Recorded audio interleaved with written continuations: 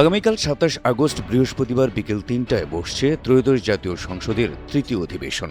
এদিন বেলা ১১টায় অনুষ্ঠিত হবে বিএনপির সংসদীয় দলের সভা। এই অধিবেশনে রাজনৈতিক ও জাতীয় পর্যায়ের নানা গুরুত্বপূর্ণ বিষয়ে আলোচনা করা হবে। উত্থাপন করা হবে অন্তত ৫টি জনগুরুত্বপূর্ণ বিল। সেই সাথে সংসদীয় স্থায়ী কমিটি গঠনেরও কথা রয়েছে এই অধিবেশনেই। সংসদ সচিবালয় সূত্রে জানা গেছে, এবারের অধিবেশন কিছুটা সংক্ষিপ্ত হয়ে ১২ সেপ্টেম্বর পর্যন্ত চলতে পারে। এ বিষয়ে সরকার দলীয় চিফ হুইপ নুরুল ইসলাম মনি বলেছেন, অধিবেশনটি ৫, ৭ বা ১০ দিনের সংক্ষিপ্ত হতে পারে, তবে প্রয়োজন হলে এর মেয়াদ বাড়ানো হতে পারে। চিফ হুইপ জানান, এই অধিবেশনে কয়েকটি গুরুত্বপূর্ণ বিল পাশের পাশাপাশি সংসদীয় স্থায়ী কমিটি গঠন করা হবে। বিরোধী দল কোনো গুরুত্বপূর্ণ ইস্যু উত্থাপন করলে তা নিয়েও আলোচনা হতে পারে।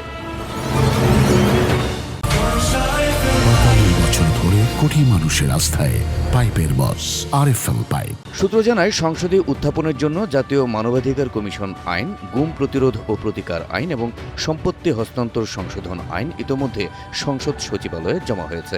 এছাড়া মন্ত্রিসভায় অনুমোদন পাওয়া ব্যাংক রেজুলেশন সংশোধন আইন এবং র্যাব বিলুপ্ত করে পুলিশের অধীনে নতুন বিশেষায়িত বাহিনী গঠনের লক্ষ্যে স্পেশাল রেসপন্স ব্যাটালিয়ন এসআরবি আইনও বিল আকারে উত্থাপনের জন্য শিগগিরই জমা হতে পারে। উত্থাপনের পর এসব বিল চলতি অধিবেশনেই পাশ হতে পারে। তবে এবারের অধিবেশনে সংসদ উত্তাল হতে পারে বিরোধী দলের ভূমিকায়। লোডশেডিং, জ্বালানি সংকট, দ্রব্যমূল্য বৃদ্ধি, আইনশৃঙ্খলার অবনতি সহ জনদুর্ভোগ ইস্যুতে তীব্র প্রতিক্রিয়া জানাতে পারেন ১১ দলের প্রতিনিধিরা। আর বিরোধী দলের সমালোচনা মুখর বক্তব্য নিয়ে যুক্তি খণ্ডন করতে গিয়ে উত্তপ্ত হয়ে উঠতে পারে সংসদ।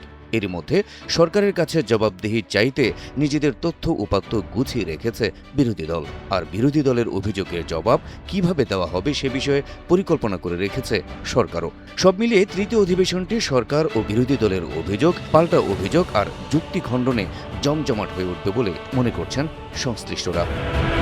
Habib Rasel, NTV online.